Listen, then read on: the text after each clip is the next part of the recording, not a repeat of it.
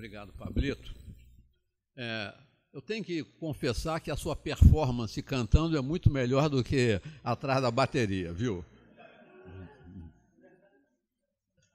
Eu acho que todos concordam comigo aqui, sabe? Você tem uma voz melodiosa, bonita, bacana, mas seus braços são meio vigorosos em demasia. Flauta, as coisas celestiais, assim, né? Mas, queridos irmãos, eu fico às vezes pensando por que Ulisses me chama para compartilhar alguma coisa aqui.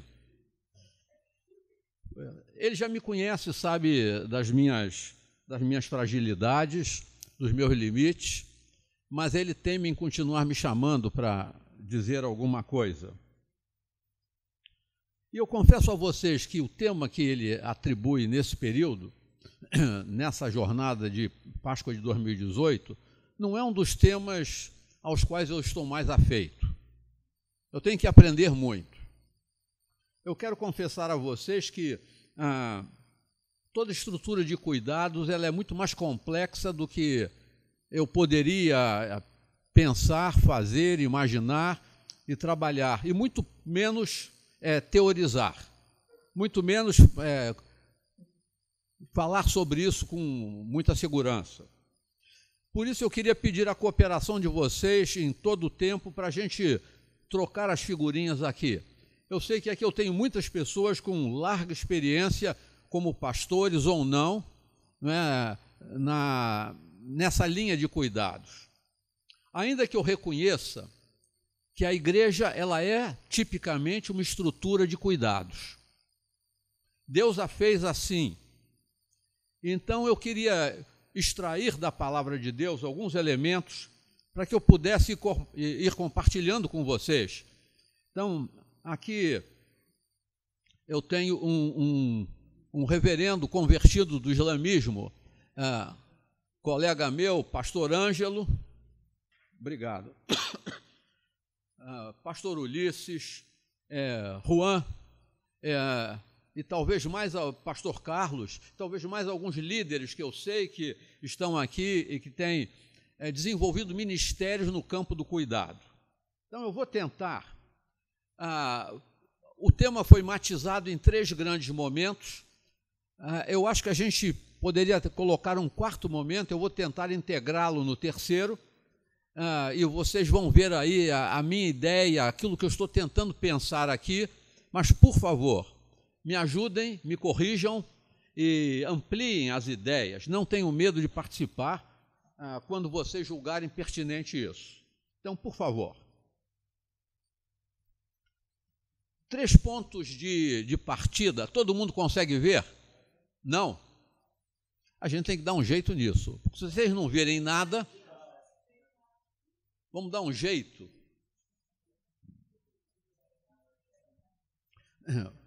A gente pode...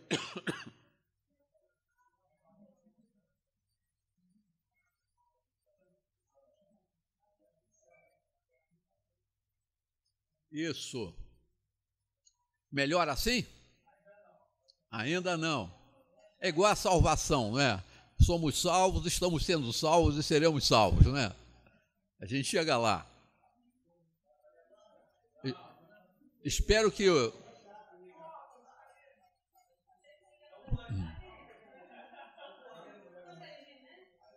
Ok?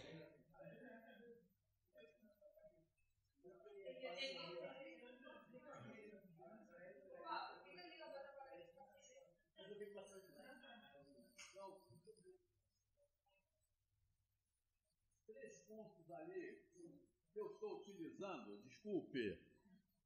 desculpe, 3 pontos como base para a gente partir. Primeiro elemento que eu queria deixar claro é que Deus é a fonte de todo cuidado.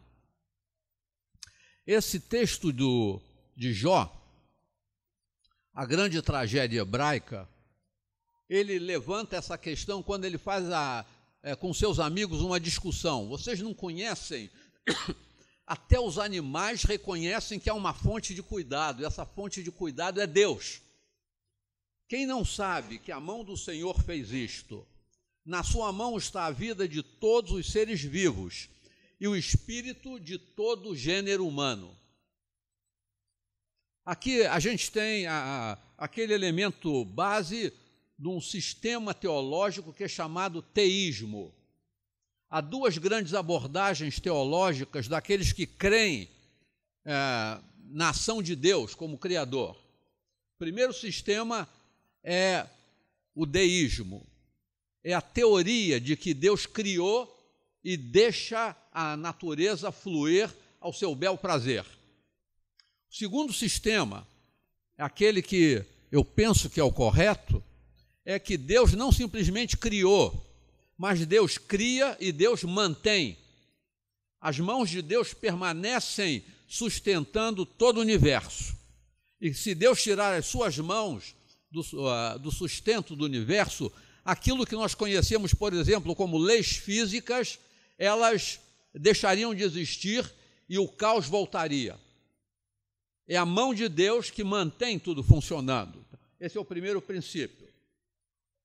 O segundo princípio que eu queria levantar com vocês aqui é de que a natureza, a ideia de natureza que nós temos, o universo todo, os vegetais, as plantas, os minerais, todo esse sistema que a gente chama hoje de ecossistema, tudo isso faz parte daquilo que eu chamaria de uma estrutura de cuidados. Essa estrutura de cuidados, a vida humana, no processo de criação, todos vocês são doutores e conhecem bem o texto bíblico. A gente pode depreender da análise do texto bíblico lá de Gênesis que Deus faz o universo a partir do nada. Depois, planetas criados. Nesse processo de criação a partir do nada, a matéria é feita. Os elementos químicos são feitos. Quando Deus vai criar o ser humano, ele cria o ser humano, ele usa a matéria que ele criou. Então, ele cria o ser humano a partir de dois substratos. O primeiro substrato é o físico. Diz a narrativa bíblica que ele fez um boneco, usando o quê? O pó da terra, ele usou minerais. Mas depois de fazer esse boneco, o que Deus faz? Deus sopra neles o espírito da vida. Mas o que acontece no processo do que a gente chama de vida? Para viver, vocês já tomaram um café ali.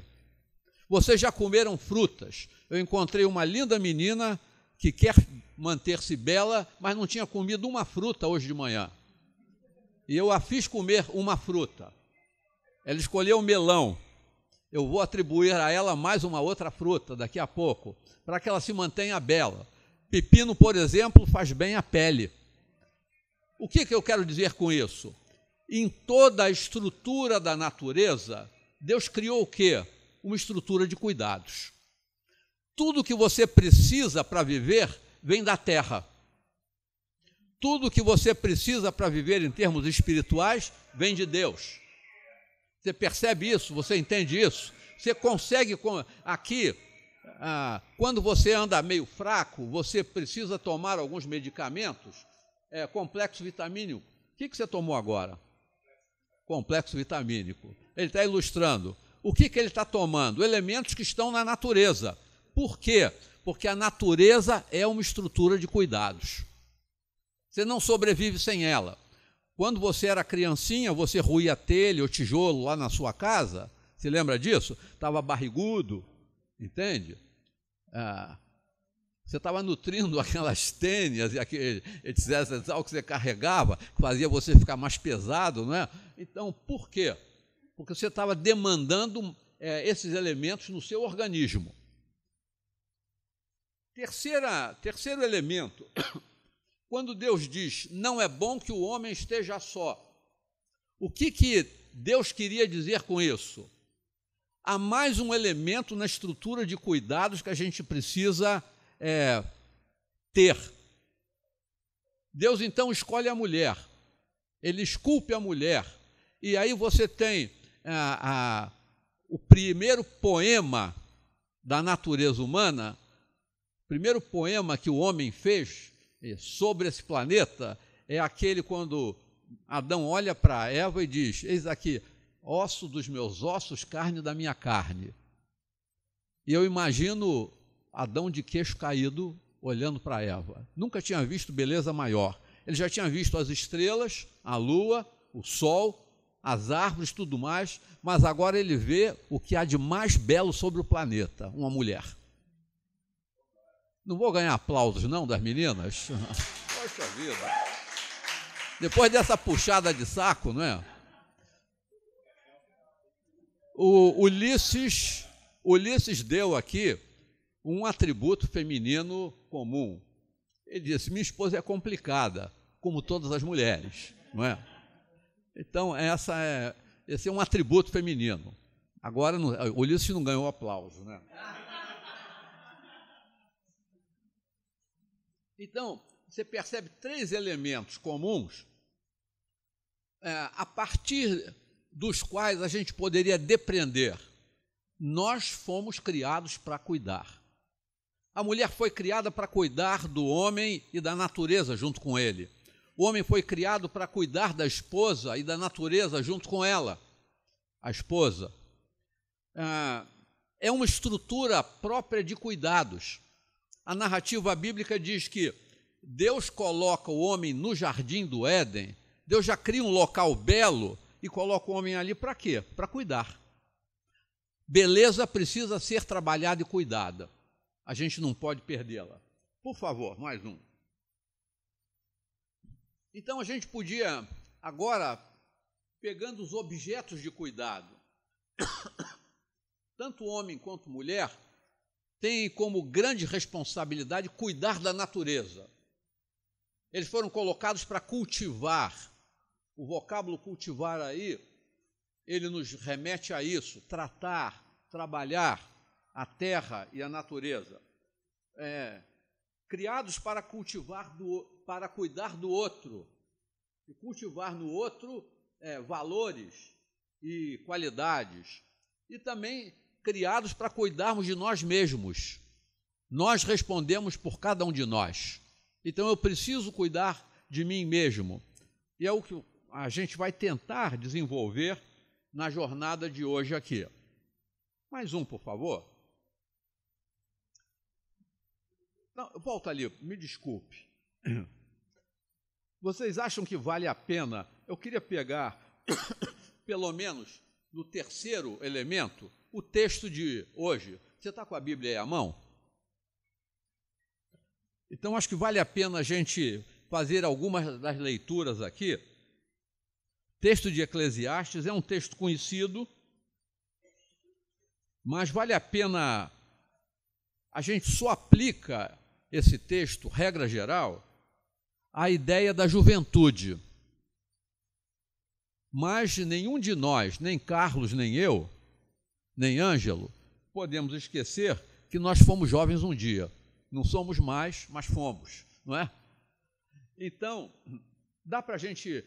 quem pode ler esse texto para a gente? Eclesiastes 11, versos 9 e 10. Jovem, aproveite a sua mocidade, seja feliz enquanto é moço. Faça tudo o que quiser e siga os desejos do seu coração. Mas lembre de uma coisa, Deus o julgará por tudo que você fizer. Não deixe que nada o preocupe ou faça sofrer, pois a mocidade dura pouco. Eu vou sacar desse texto alguns elementos da estrutura de cuidado que eu acho que são relevantes, que valem para toda a natureza humana e para todas as faixas etárias da natureza humana. Por favor. Mas eu queria, para continuar trabalhando, conceituar o que é cuidar. Eu sou partidário da chamada filosofia do conceito. Eu não gosto de trabalhar alguma coisa sem definir bem o que é.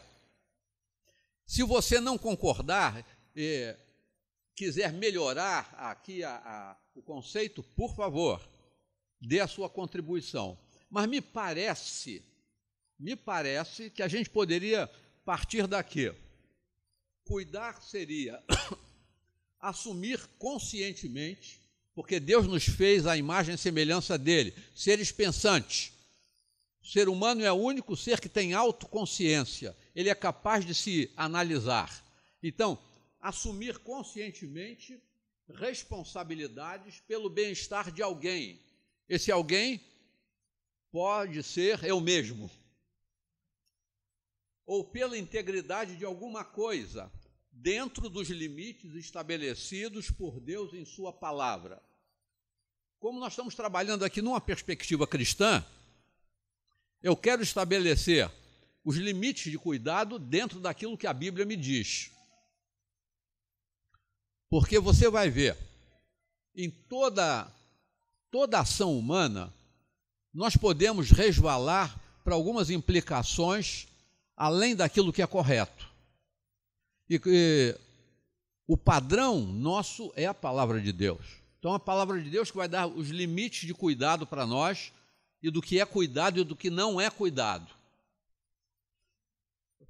Alguém tem algum reparo aqui? Quer acrescentar alguma coisa? Juan? Tá bom? Legal.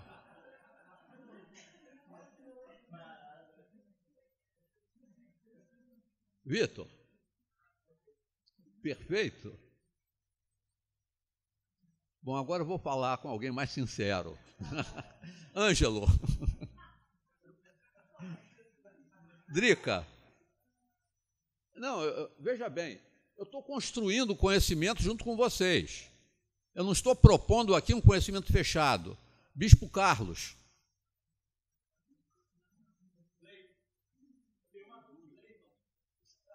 Vamos lá.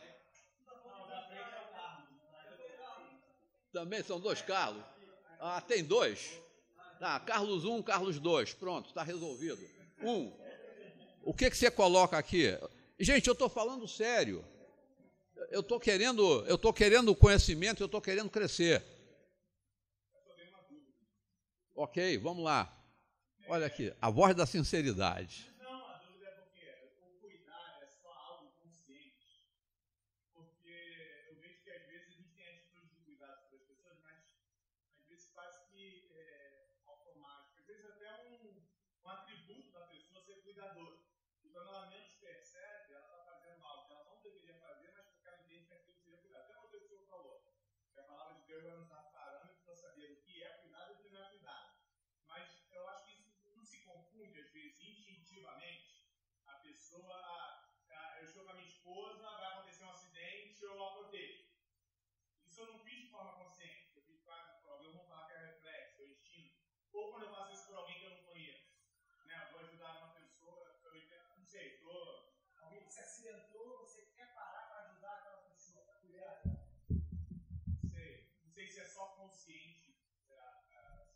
O medo já não te cuidar. O medo já não te cuidar. O que vocês estão colocando, na minha compreensão, só reforça a ideia de que a natureza é uma estrutura de cuidado. Vou repetir aqui, senão vou apanhar. O que vocês estão colocando só reforça para mim que a natureza humana, ou a natureza como um todo, é uma estrutura de cuidados. Há uma dimensão de cuidado que é instintiva. Mas como nós estamos estudando cuidar aqui, eu tenho que chamar para o plano consciente. Por quê? Porque o ser humano é consciente. Então, eu queria tirar aqui do espectro do estudo a dimensão instintiva, ou do reflexo. Porque, lamentavelmente, nós vamos encontrar muitas omissões no plano do cuidado. Nós vamos encontrar vácuos dentro da igreja, necessidades explícitas e pessoas não agindo, não respondendo. A partir dessa ideia, então, seria uma irresponsabilidade. Irresponsabilidade.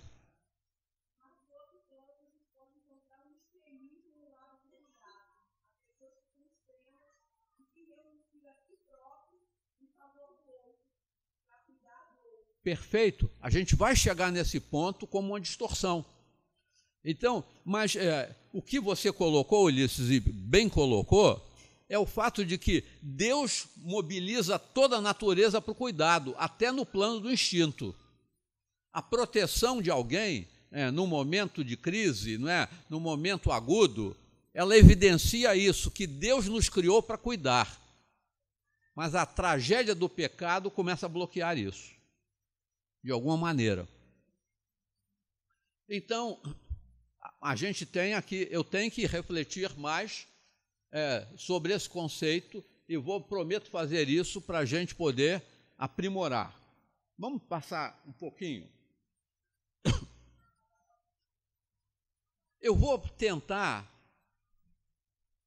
eu confesso a vocês o seguinte, eu até hoje tenho um desejo inusitado de fazer engenharia, porque eu gosto de matemática e de física, e não fiz.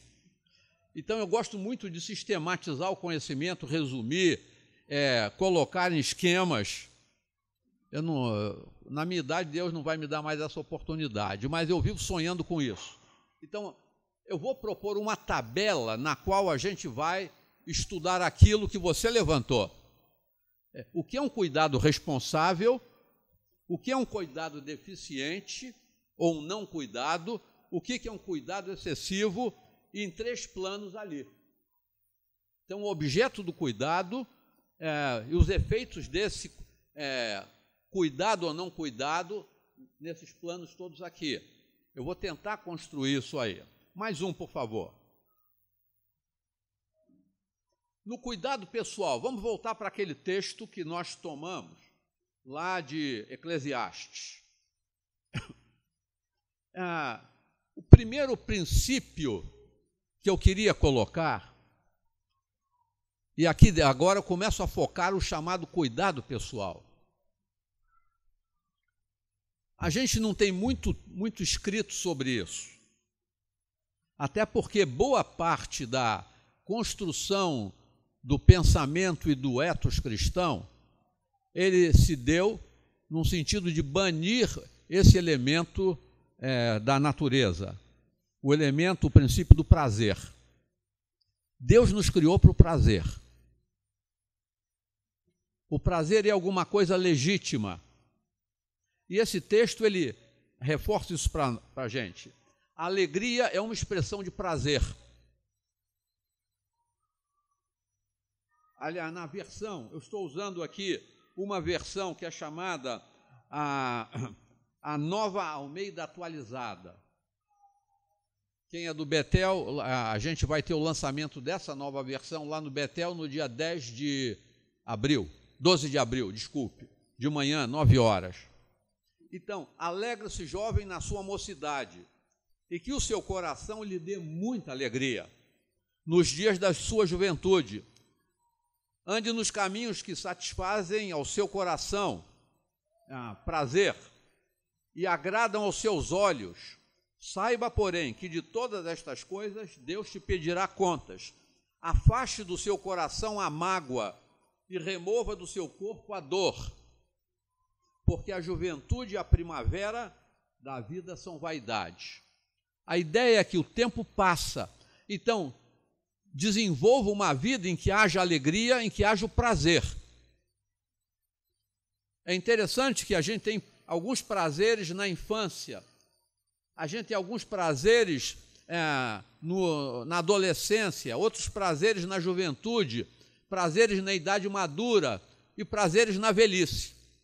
Talvez os prazeres da velhice sejam mais externos, quando a gente vê o que Deus está fazendo nos outros, na família, na nossa herança.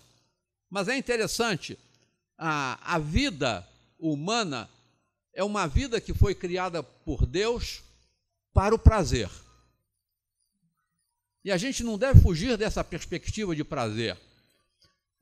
Há múltiplas dimensões de prazer. Eu diria que há o prazer físico. Alguns irmãos aqui que quando eu vejo comendo, os olhos deles destilam alegria. Diante de uma barra de chocolate, o prazer é tanto que a gente invade os domínios do pecado. E a bem da verdade, eu tenho que dizer que ontem à noite eu pequei. Não sei o que deu na cabeça da minha amada esposa, que chegou lá em casa com 3 caixas de bombons. E uma barra de chocolate meio amargo, que é o que eu mais gosto, ela botou na bolsa. Até hoje minha esposa não aprendeu a arrumar a bolsa de mercado. Ela jogou a barra de chocolate numa bolsa cheia de legumes. Chegaram a todos amarfanhados, todo amarfanhado. Eu tive logo que resolver o problema, não é? Entende? Mas há prazer. Veja você, a gente come para viver. Mas por que Deus botou prazer, paladar? Por que o gosto das coisas é diferente? Por que você gosta de goiaba e não gosta de melancia? Por que uns irmãos têm o péssimo gosto do alho? E quando falam com você, você tem que manter a distância. Outros gostam de cebola. Por que Deus fez isso? Porque Deus sabia de que nós somos únicos e que há prazer no comer. Você já pensou um bife com ao alho e óleo agora? O negócio é gostoso, não é? Você está sorrindo demais, cara. Estou pensando no barulho. Entende? Alguns irmãos vibram com uma pizza, comem de noite e não conseguem dormir depois, não é? Mas o prazer, e quando ele olha para aquilo, ele exagera. O prazer é uma bênção e é um risco. Prazer, ele leva a gente no limite, sempre, não é? Então, Deus criou a gente para o prazer. Você tem o prazer na dimensão física. Você tem o prazer na dimensão intelectual. Uma boa leitura traz um prazer impressionante. Você tem os prazeres espirituais. Você tem prazeres de toda a dimensão. Deus nos criou para o prazer. E é interessante que aquele conceito de igreja que Isaías coloca, mostra que Deus também e Cristo Jesus experimentam prazer. Quando ele diz, lá em Isaías 53:11, ele verá o penoso trabalho da sua alma e terá prazer. A igreja é o objeto do prazer de Cristo Jesus. Ou deveria ser.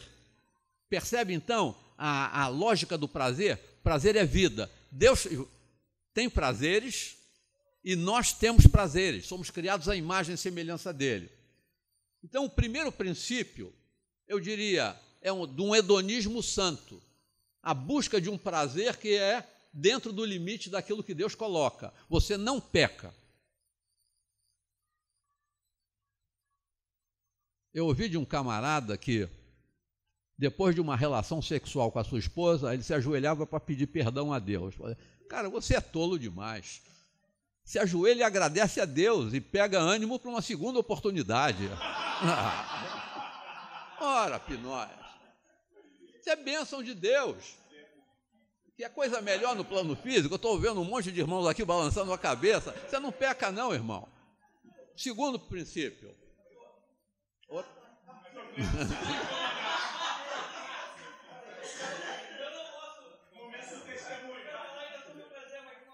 Está perguntando, algum testemunho pessoal?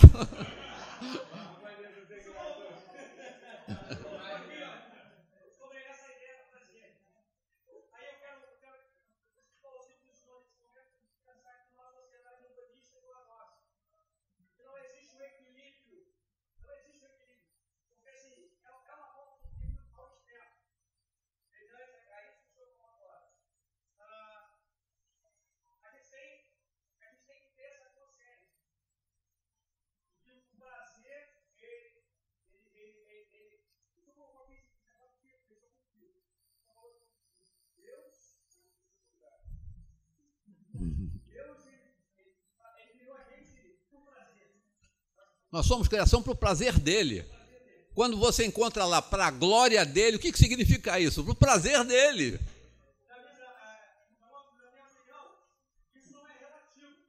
Sim.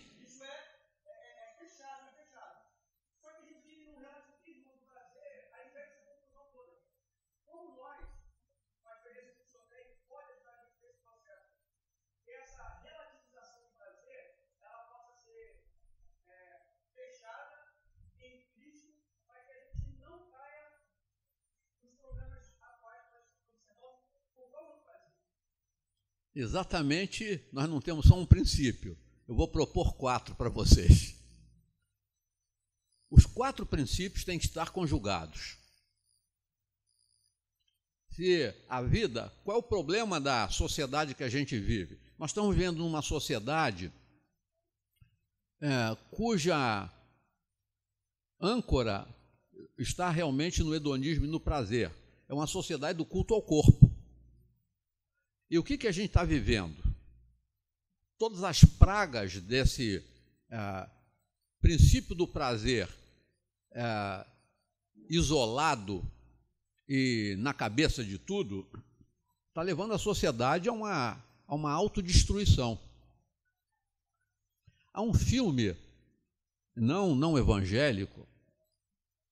Oh, meu pai do céu, esse é um problema da velhice. Que esse filme foi Marlon Brando, é um filme relativamente antigo, que ele trata exatamente da exacerbação do prazer. Oh, meu Deus do céu. Eu vou me lembrar do nome aí, mas do Grande Circuito, é um filme de 30 anos, mas é uma obra clássica, cult, mas ele mostra quando o prazer vai além da conta, você perde o controle e você chega à morte. É um negócio assim, louco, e a gente precisa entender isso, mas Deus colocou isso na gente. Desde que Adão e Eva comeram do fruto errado, fizeram essa asneira, o risco do prazer e a perda do limite. É aí que a gente tem que recuperar. Segundo princípio da liberdade responsável. Tudo me é lícito, mas nem sempre tudo convém. A gente podia pegar outros textos para calçarmos aqui esse princípio, mas eu escolhi isso. Todas as coisas me são lícitas, mas eu não me deixarei dominar por nenhuma delas. A gente às vezes esquece de uma coisa na natureza humana. A gente foi criado para dominar, não para ser dominado. Quando a gente se esquece desse princípio, você entrou no risco. Você tem mecanismos fantásticos que Deus deu, mas nenhum desses mecanismos, isoladamente, pode dominar você. Deus nos deu um elemento que a gente chama de volição, a manifestação da vontade. A vontade humana, ela tem que prevalecer sobre tudo, considerando as perspectivas de equilíbrio. Então, observe isso aí. O apóstolo Paulo, ele faz uma análise interessante da comida. Por que tantas pessoas comem além da conta? E você vê, o americano transformou a igreja e a tragédia humana em negócio. Tudo vira negócio na mão do americano, né? Então, você tem programa hoje nos canais fechados aí, até dos dramas das pessoas hiperobesas. A luta de uma pessoa dessa para emagrecer. Por que o indivíduo chega a 300 quilos, meu Deus do céu? Mas você vê o camarada lá comendo 10 hambúrgueres num momento só. O que esse cara tem? Ele vai dizer que ele tem um prazer em comer aquela geringonça.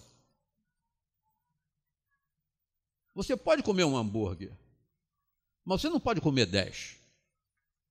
Mas o cara diz que tem prazer. Você vê o cara viciado em sexo. Você vê o camarada viciado em pornografia. Você vê o ser humano. O que é o vício? É a perda do exercício de vontade. Quando alguma coisa passa a mandar em você. Um cigarro, a bebida, a droga, o quê?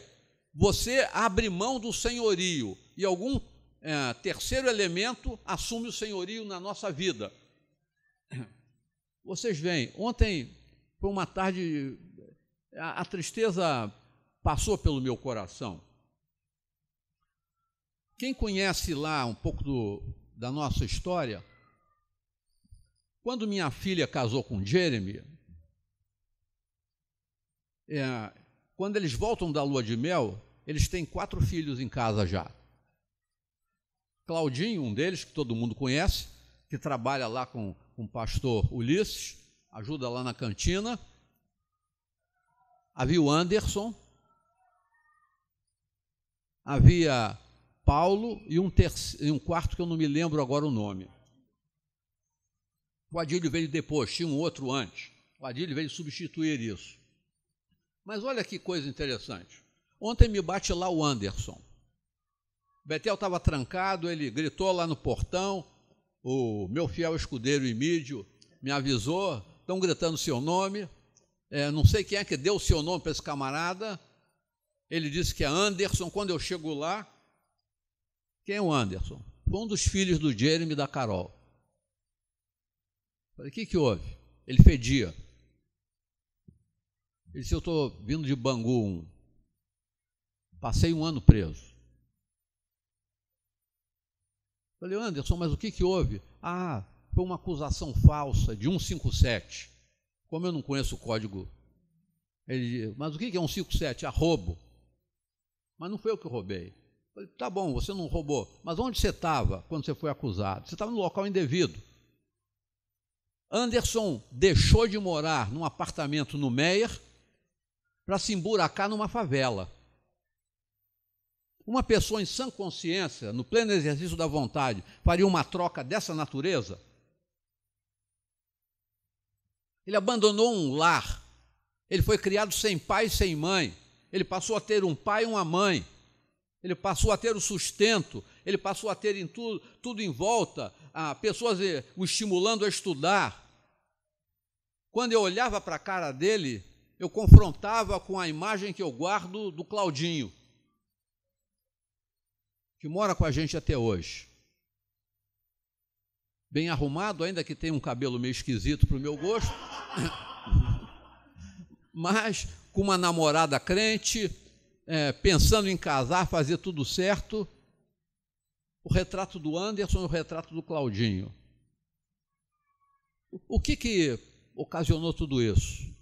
Alguém que se deixou governar por uma terceira realidade que não a vontade dele. Abriu mão, perdeu tudo. Perdeu tudo. Meu coração ontem ficou muito triste de ver aquele camarada, e a gente vê sempre no confronto com alguém que tem um exercício de vontade. E uma vontade que é sintonizada com a vontade de Deus. Então, tudo é lícito. O segundo princípio é liberdade, mas liberdade responsável. A liberdade irresponsável a gente chama de libertinagem. Terceiro princípio. Eu tenho mais 10 minutos, não é? Então estou indo, já vou embora. Pode ir embora, né? Terceiro princípio que eu queria caracterizar dessa forma, do valor intrínseco. Toda vez que você perde o domínio sobre você mesmo, toda vez que a tua vontade não prevalece mais, você caiu num poço. Você esqueceu que você tem valor em você mesmo.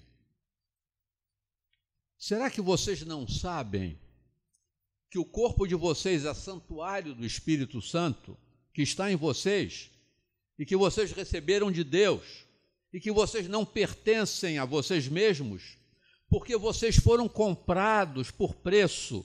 Agora, pois, glorifiquem a Deus no corpo de vocês. Você pode olhar para o sacrifício de Cristo de múltiplas formas, mas eu queria desafiar você a olhar para o sacrifício de Jesus numa perspectiva. A morte de Cristo Jesus, ela define o valor que Deus atribui a mim. Ele morreu por mim, ele morreu por você. A morte dele define o tamanho do valor que eu tenho. A morte de Jesus define que Deus não se limita pelo pecado, ele quer superar o pecado e me resgatar para aquilo que ele me criou. Mas ele deu o filho dele. A gente às vezes esquece disso. O tamanho do amor de Deus equivale ao tamanho do meu valor. Percebe isso? Então, quando a gente esquece que nós temos valor em nós mesmos, nós nos tornamos massa de manobra para alguém, para uma terceira vontade. Quarto princípio. O quarto e último princípio.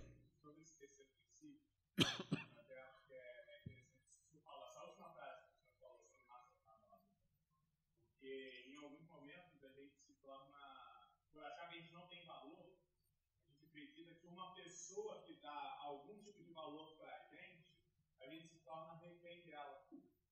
E a gente tem visto isso no corpo da liderança, no corpo da igreja.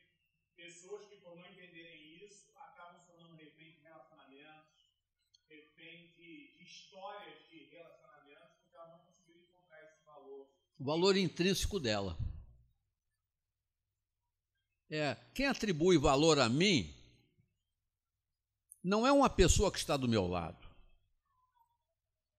mas o meu valor deriva de um ponto: eu sou criação de Deus e o filho dele morreu em meu lugar. Aí que define, esse ponto define o meu valor. Eu sei que todos nós gostaríamos de que a gente fosse apreciado e aceito por todo mundo, mas não é a aceitação de terceiros que define o meu valor.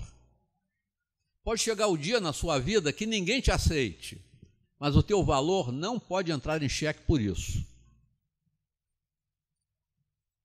Então, são alguns pontos que eu acho que são relevantes, esse princípio do valor. E quando esse princípio do valor ele é perdido, você vê a noção de baixa autoestima, você se sentindo um inútil, frágil em tudo, não é? Com medo de todo mundo, ou então, como o pastor Ulisses colocou, refém de alguém que puxa o fio da meada por um ponto que é uma pseudo-atribuição de valor, mas na realidade é o toque na tua fragilidade. Ninguém te dá atenção, alguém passa a mão na tua careca, você fica feliz da vida. Você é feio, mas alguém diz que você é lindo, você cai.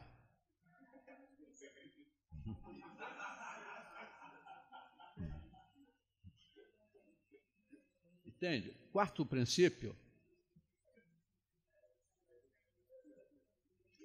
Você é lindo, irmão. O cara está lá dizendo assim, para um marciano, você...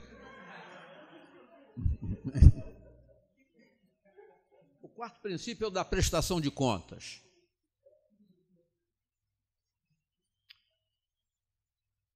Volte lá para aquele ponto do Gênesis, capítulo 2. A gente foi criado para mordomia. A gente foi criado para o comando.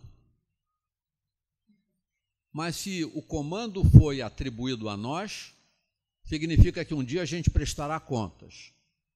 Nós vamos prestar contas da natureza, dos relacionamentos e de nós mesmos para Deus. A gente vai chegar um pouco mais adiante nesse aspecto aí. É necessário que todos compareçamos diante do tribunal de Cristo, para que cada um receba o bem ou o mal que tiver feito por meio do corpo. Toda ação nossa é feita por meio do corpo. É por isso que Paulo, em Romanos capítulo 12, versos 1 e 2, ele diz que: rogo-vos, pois, irmãos, pelas misericórdias de Deus, que apresenteis os vossos corpos por sacrifício vivo, santo e agradável a Deus, que é o vosso culto com sentido. Tudo que a gente faz é feito através do corpo.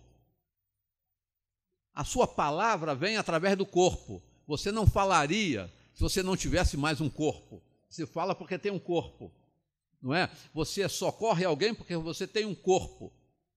Então, é tudo feito através do corpo, na nossa existência aqui. Então, se lembra do primeiro princípio? Volta lá, só para a gente não esquecer. Primeiro princípio é o princípio do prazer, ou do hedonismo cristão.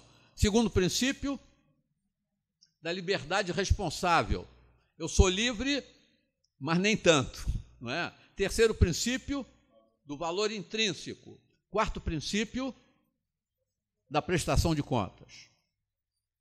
Então, isso vai valer, esses 4 princípios vão valer para todos os nossos cuidados, relacionamentos, para a nossa vida como um todo. Mais um. Quantos aqui são tricotomistas? Tem algum tricotomista aqui? Ok. Tem algum dicotomista? Tem algum anatomista? Você está compreendendo? Não me interessa aqui. Eu estou pegando um princípio só para ajudar no nosso raciocínio. Você pode ser dicotomista ou tricotomista. Alguém aqui que não sabe o que é isso? Ok. Benditos vocês pela sinceridade. O princípio dicotomista, ele crê que o ser humano é corpo e alma, tomada a expressão alma como sinônimo de espírito. A ideia tricotomista é a ideia de que o homem é corpo, alma e espírito. Eu vou me basear nesse terceiro princípio aqui somente para fins didáticos. Mas se você quiser continuar dicotomista, continue, não tem nada a ver com isso aí. Aquele único texto que os tricotomistas usam com tanto fervor para dizer que é assim, ele não diz nada disso, entendeu? Os caras estão fazendo alguma coisa. Arranja mais um copinho d'água, por favor. Pega esse, não polui mais o planeta, não. Afinal de contas, a gente é responsável por ele. Então, me parece, veja bem, vamos recuperar lá o processo da criação. Deus primeiro faz soma, o boneco, o corpo. Depois Deus chega e sopra. E o homem se torna alma vivente. A ideia que eu estou querendo colocar aqui é a seguinte: se você separar o espírito do corpo, o homem não é mais alma vivente. Essa é a ideia. Quando a gente morre, o texto bíblico diz que o corpo volta ao pó e o espírito volta a Deus que o deu. O espírito permanece. E a alma? Me parece que aqui a alma é todo o aparato do nosso conhecimento, do nosso exercício de vida, de tudo mais, e isso some nesse momento. Mas o espírito humano, ele é destinado à vida eterna, com Deus ou longe de Deus. Você vai lá, e a recomposição depois? Porque todos nós ressuscitaremos. Aí eu não sei como é que vai ser depois. Não tenho a pretensão de saber muita coisa.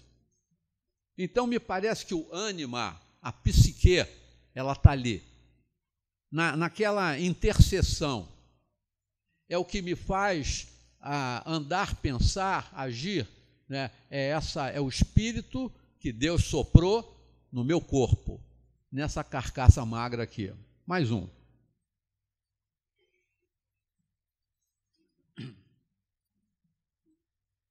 Coloquei ali um texto, é um texto de Eclesiastes, capítulo 3, verso 11.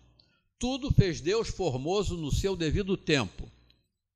Também colocou a eternidade no coração do ser humano.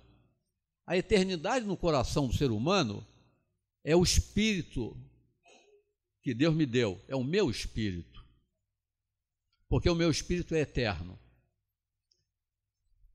A gente tem um início, Mas a partir desse início nós somos criados para a eternidade.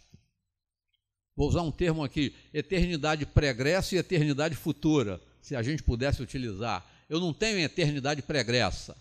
Deus não pegou o meu espírito de um banco de espíritos que tem lá em algum local. Não. Esse espírito que já existia eterno, não. É o sopro de Deus. Em cada momento, cada criança que nasce é um sopro de Deus. Naquela hora, é um milagre de Deus. Não é? Mais um. Há um segundo texto, Provérbios 20, 27, que sempre mexeu comigo. E diz o seguinte: o espírito do homem é a lâmpada do Senhor.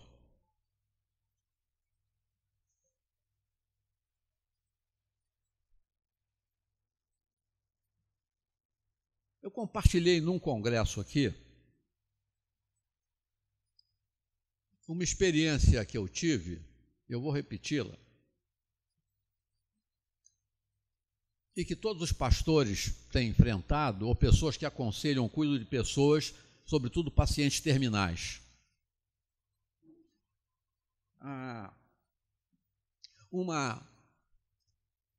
Minha mãe foi sempre uma mulher de oração e de testemunho. E minha mãe foi enfermeira.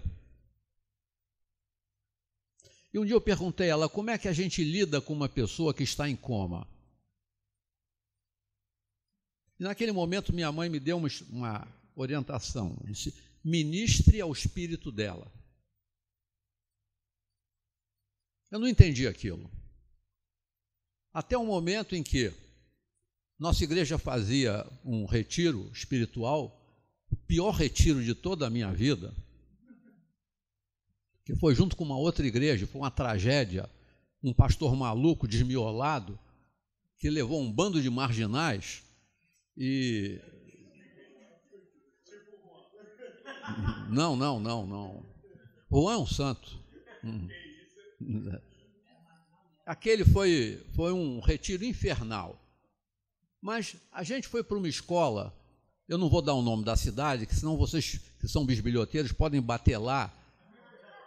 É uma cidade que eu tenho vergonha de voltar. Tamanha foi a destruição, uma pequena cidade, que aquele bando de acéfalos promoveu.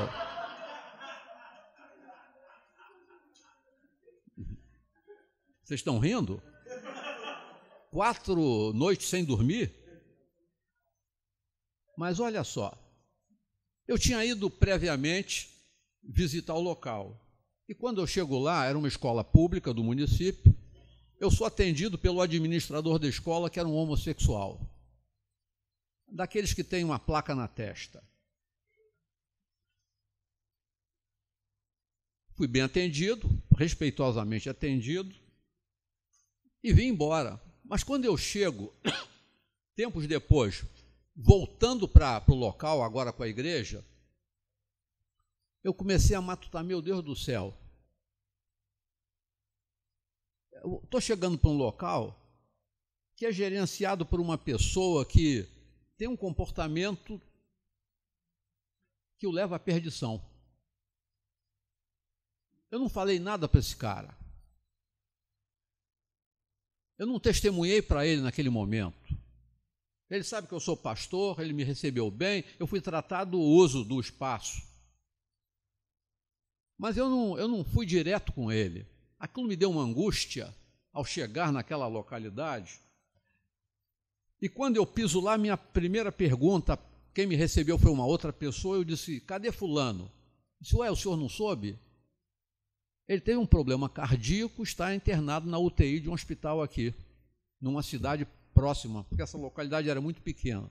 Meu irmão, me bateu um desespero no coração. Eu não testemunhei para esse cara. Aquilo me deu uma angústia, chovia, eu deixei o pessoal lá, aos cuidados do pastor Biruta, porque não tinha outro.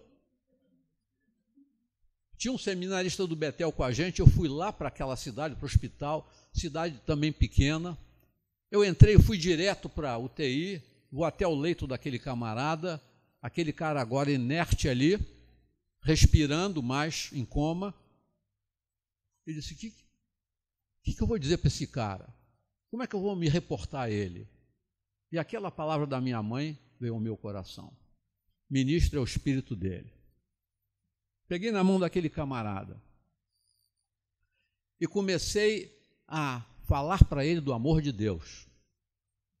Contei para ele da minha falha. Eu disse, olha, eu devia ter falado para você antes. E fui até aquele ponto quando eu disse, você compreende aquilo que eu estou dizendo? Se você decodifica as minhas palavras agora, por favor, me dê um sinal. Aperte a minha mão. A minha mão foi apertada. Dei o plano de salvação para ele. Vocês podem imaginar a minha angústia. E terminei dizendo, você é pecador como eu sou, mas você entrega a sua vida para Jesus agora. Se você faz isso, por favor, me dê um sinal. E aquele homem começou a chorar, sem dar uma palavra. Eu orei e agradeci a Deus a manifestação dele e fui embora, e algum tempinho depois aquele camarada morreu. Enquanto esse espírito está no corpo, creio eu, há algum mecanismo da gente chegar a ele. Como Deus opera isso, eu não sei. Mas toda a fonte genuína de vida é a presença desse espírito no corpo. Na bondade de Deus, aquilo aconteceu e eu pude sair daquele hospital com meu coração aliviado. Tudo isso por uma razão: o espírito do homem é a lâmpada de Deus. Deus se comunica com o meu espírito, Deus fala ao meu espírito.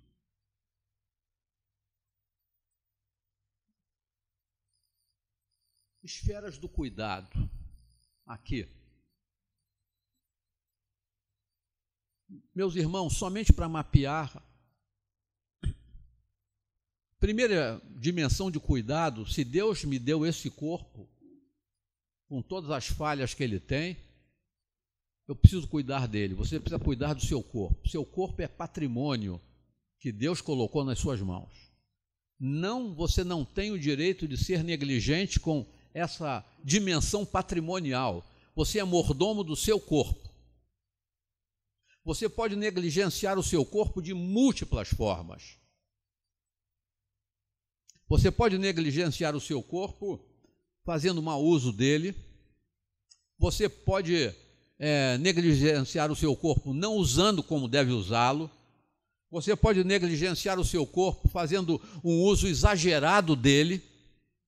Você pode fazer isso, você peca. Você erra. Mas você é mordomo de uma dimensão física que Deus te deu. Você é mordomo na dimensão da aparência do seu corpo. Há irmãos que, francamente, eles não nasceram com os dotes da beleza. Mas se eles tivessem um mínimo de trato, eles ficariam mais aceitáveis, não é? O camarada parece que tem um prazer inusitado de se maltratar. O cara parece 10 anos mais velho, quando às vezes você encontra uma pessoa mais idosa que se cuida. Eu não estou falando aqui de um cuidado exagerado pelo corpo, mas eu acho que é uma medida de equilíbrio que você precisa cuidar da sua saúde, entender, por exemplo, muitos servos de Deus pensam que pelo muito trabalho eles vão agradar a Deus. Eu vou me matar trabalhando. Aí o cara se arrasta de um dado momento da vida para adiante. Não. Jesus colocou, se alguém me quiser servir, siga-me. Jesus não pediu para ninguém se matar. Ele pediu para você trabalhar, mas trabalhar com Ele. E Ele disse que Ele nos fortaleceria para o ministério, mas você não precisa se suicidar no trabalho. Há pessoas que querem fazer isso como uma expressão de que elas são mais santas, mais dedicadas. Irmão, isso é um tipo de paranoia. Parece que querem concorrer com outras. Eu faço mais do que os outros. Não, vou ter galardão maior. Não é por aí. Seu galardão será proporcional a você fazer com alegria aquilo que Cristo colocou na sua mão para fazer. Simplesmente isso. Seja um bom mordomo daquilo que colocou, mas não mate o seu corpo. Você é mordomo dele. O corpo é bênção de Deus para você. Você precisa, então, cuidar dele, tratar dele adequadamente. Vou partir para outro extremo. Cuide da sua saúde espiritual. A sua saúde espiritual precisa ser mantida. Busque Deus, leia a palavra dele, dialogue com ele, descubra a vontade dele para a sua vida pessoal. A vontade de Deus na nossa vida é a garantia de que você tem saúde espiritual. Faça aquilo. E aquilo interessante, a gente quando faz aquilo que Deus quer que a gente faça, há um prazer espiritual. A nossa saúde espiritual não depende do número de conversões que o nosso ministério proporciona, mas do fato de a gente entender que nós estamos plenamente alinhados com a vontade de Deus e que Deus se alegra com a minha vida e que eu cresço, que eu me aproximo da dimensão de varão perfeito. É nessa dimensão que eu falo, cuide da sua vida espiritual. A gente cuida da vida espiritual, a Ângelo e eu fazemos parte de um grupo de pastores. A gente está meio desativado no momento, mas a gente se encontra para orar um pelo outro, para cuidar um do outro. A alegria de estarmos juntos, falando das coisas de Deus, falando das nossas fragilidades e orando um pelo outro. Quando alguém desanima no ministério, pode contar com a ajuda do outro. E como isso é maravilhoso para a vida da gente. Saber que a gente confia mutuamente e que Deus é presente ali no nosso relacionamento. A gente tinha lá um guia de perguntas que nós fazíamos no nosso encontro. Como é que você está vivendo? Você testemunhou de Jesus essa semana para alguém? Você andou em pureza? Você fez isso, fez aquilo? E a última pergunta era a pior de todas. Tudo que você falou para mim é verdade? É legal. Mas o que eu estou cuidando? Da saúde espiritual. Você leu a sua Bíblia como deveria, mas ali no meio, no ânima, na alma, eu queria destacar a dimensão da saúde emocional. Você tem que cuidar das suas emoções. Eu quero tocar em alguns pontos aqui que eu acho que são relevantes. Irmãos, há coisas que não merecem ser vistas. A televisão e o cinema estão entupidos de notícias da exploração de fatos da tragédia humana em que eles não vão agregar nenhum valor a você, vão deixar você com os nervos em frangalhos. Esses programas trabalham com a sua emoção. Evite isso. A gente já tem lutas tão acentuadas na vida, não é? Não aguce essa questão. Há pessoas que vivem eternamente nervosas. Eu tenho uma pessoa na família que às vezes eu tenho que deletar o que ela manda. Ela só reporta tragédias. Não passe em tal lugar porque chegou a notícia de que há um problema ali. Não sei o que, não isso, não aquilo. Você sabia que caiu um meteoro ali no Meia? Para com essa frescura, meu Deus do céu. Entende? Não tem uma notícia boa. Não. É só ameaças da vida e coisas assim. Quando eu vejo dar aquele barulhinho lá no negócio, eu já chego lá e deleto. Porque não vai me construir nada. Segundo, a saúde mental. Olha, vou falar para a garotada aqui. Há uma garotada que hoje vive nos joguinhos. Você está se emburrecendo. A saúde mental é construída a partir do exercício de toda a riqueza que você tem. Você pode jogar um daqueles jogos idiotas que você joga sempre? Pode. Mas não passa o dia naquele treco, não. Leia um livro, veja um bom filme, assista uma boa peça teatral, converse com uma pessoa que tem conteúdo, entendeu? Nutra a sua mente, nutra. Se eu perguntar para alguns desses irmãos aqui, qual foi o último livro que você leu? Ele não sabe nada, não tem nem o título. Que autor brasileiro você conhece? Ele vai dizer Pastor Ulisses, entendeu? Que nunca escreveu nada, entendeu? Você está compreendendo? Você tem que ler alguma coisa. Leia Pato Donald, pelo menos, meu irmão. Que não tem mais aí, né? Mas leia. Vai ler Asterix, é uma revista inteligente. Se você gosta de quadrinho, leia Asterix. Alguém aqui já leu Asterix? Oh, aleluia! Não é bacana aquele negócio? É uma sátira inteligente à sociedade humana, mas é uma aula de história. É uma aula de história. Nutra a sua mente. Leia, discuta coisas boas, ouça boa música, seja um crítico. A saúde da sua vontade. Desenvolva exercícios de vontade. Na nossa igreja nós estamos lá estudando sobre jejum. O jejum só se estabelece na sua jornada de vida por um exercício de vontade. Vou jejuar. Lá no nosso grupo, a gente tinha uma irmã que era uma bênção. Era uma irmã fiel, alegre, estudava a Bíblia com a gente, mas ela induzia todo mundo ao pecado, porque cada grupo de estudo era regado a muita comida. Eu sei que muito irmão ia para o estudo pensando na comida. Como é que foi o encontro do nosso grupo? Foi uma bênção, irmão. A gente tem feito alguns encontros só regados à água. São maravilhosos. Não são menos alegres. Exercite a sua vontade. A sua vontade deve ser exercitada. E não pode deixar de ser exercitada. Cultura. Você foi destinado, o primeiro mandato de Deus para a humanidade é de cultura. Cresçam, multipliquem, conheçam, dominem. Você só vai ser alguma coisa se você tiver cultura. A cultura é inerente ao ser humano. O ser humano faz cultura e consome cultura. Então, hoje você precisa consumir cultura para um dia você fazer cultura. Disponibilizar cultura. Faz isso.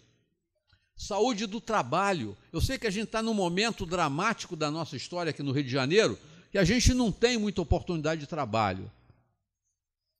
Mas oferece alguma coisa do seu esforço para ajudar alguém. Vai lá para o Morro da Providência com o Juan, vai fazer algum trabalho ali. O trabalho é bom, o trabalho mexe com todas as nossas dimensões. Mas também não esqueça que você precisa da recreação. Você precisa do lazer. O lazer é bom. Faz isso. Por favor.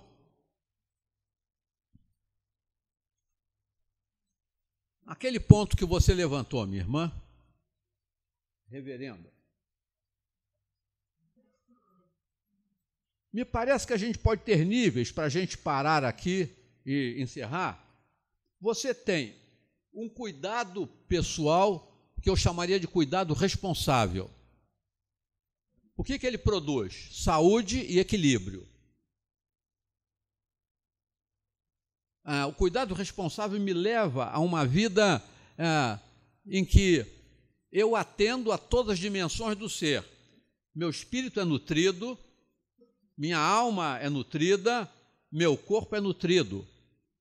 Essa saúde equilibrada me torna plenamente ativo e, mais do que isso, vai me tornar apto a ajudar terceiros. Mas você pode ter um autocuidado deficiente.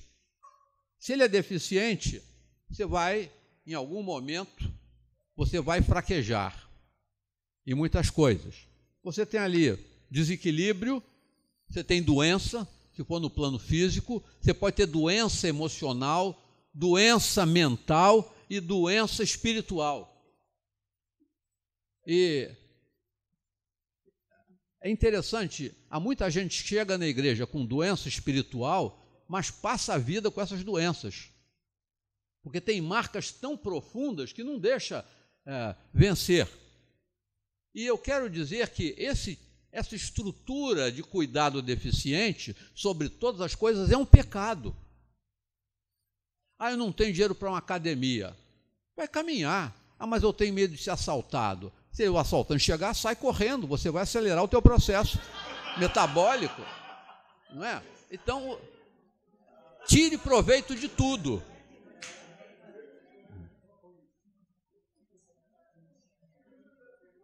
Vamos lá para o cuidado excessivo. O cuidado excessivo, ele é uma manifestação de egoísmo. É interessante que cuidado excessivo, ele pode se manifestar em múltiplas formas. Não é só na mulher. Eu tinha lá no Betel um professor, ele era careca, tinha um chumaço de cabelo aqui, outro aqui, mas ele tinha alguns fiapos de cabelo, acho que eram 4 ou 5 aqui. Ele deixou esses fiapos de cabelo crescerem muito e com eles ele tentava cobrir todo o couro. Fazia uma engenharia aqui, obviamente, a Gumex ou alguma outra coisa, né, para cobrir. Ora, raspasse a droga da meia dúzia de fio que estava aqui e assume a careca, não é? Mas você cuida. Mas você, às vezes a gente tem uma vaidade. Já fizeram uma música para você, é dos carecas que elas gostam mais, então toca a vida, meu irmão, não é? Não se aveste por isso. Você tem, muitas vezes, um narcisismo, alguém que se acha extremamente belo, uma síndrome de Narciso. Há indivíduos, homens ou mulheres, que se colocam e você exagera no cuidado. Há um terceiro elemento que é muito presente no tempo atual, a vigorexia. É gente que quer malhar, passa a vida malhando porque quer ficar musculoso, fortinho. Alguns se achavam fracos, outros já tinham alguma musculatura, agora quer exagerar aquilo. Então, ele entra numa paranoia de cuidar do seu corpo, toma bomba e vai levar a bomba no final, não é? Mas ele quer ser aceito por esse tipo de colocação. Eu quero dizer que tudo isso é pecado. Você pode ter uma doença também espiritual, que eu não coloquei ali. Há indivíduos que, no autocuidado, eles querem ser mais santos do que todo mundo. E eles esquecem um princípio bíblico que uma vez foi levantado no nosso grupo pelo Ângelo, lá em João capítulo 17. Quando Jesus demonstra uma coisa, todo o processo de santificação precisa ser altruístico. Quando na oração Jesus coloca: Senhor, eu me santifico a favor de todos eles. Até a santidade não pode ser egoística. Eu preciso me santificar em favor daqueles que estão ao meu lado, da minha família, da minha igreja, dos meus amigos. É por isso que eu quero ser santo. Não é por um egoísmo pessoal, mas é para que eu possa ser bênção na vida dos outros. Então, a gente pode pecar debaixo de uma justificativa aparentemente santa. Tive uma velhinha no recolhimento Betel, que ela criticava muito a pseudo-santidade. As pessoas que entravam na igreja no domingo de terno, gravata ou com aquele vestido chique, com a Bíblia atravessada no peito. Dona Marta Henriques, ela dizia: parece uma vaca piedosa. Não é? É gozado. Joga aí. Joga, passa mais, para a gente terminar. Vai direto. Depois eu vou chegar ali. Pode ir. Não, vai, eu vou voltar lá. Vai lá. Os limites. Eu quero terminar com os limites que a gente levantou. Não façam nada por interesse pessoal ou vaidade, mas por humildade. Cada um considerando os outros superiores a si mesmo, não tendo em vista somente os seus próprios interesses, mas também os dos outros. Texto de Filipenses 2, quando começa com a doutrina da kenosis.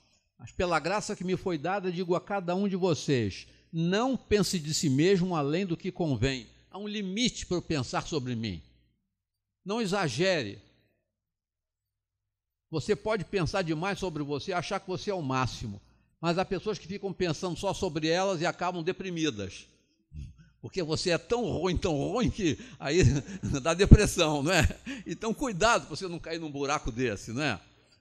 Não pense de você mesmo além do que convém, pelo contrário, pense com moderação, segundo a medida da fé que Deus repartiu a cada um.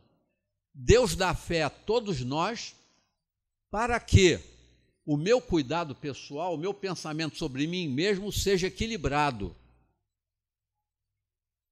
Quando eu penso sobre mim, ou penso acerca dos outros, fora de equilíbrio, isso significa que é um problema de fé, que eu preciso corrigir. É essa a questão. Eu preciso crer nisso aí, ok? Mais um para terminar? Eu acho que acabei aí. Que Deus abençoe vocês. Amém? Alguém quer uma pergunta? Não, esse aí não. Esse aí depois, deixa para depois.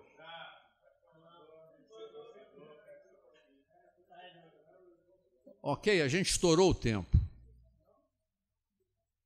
Juan, agora você deve ter alguns reparos, né? Davi, você só está instigando o outro, e você?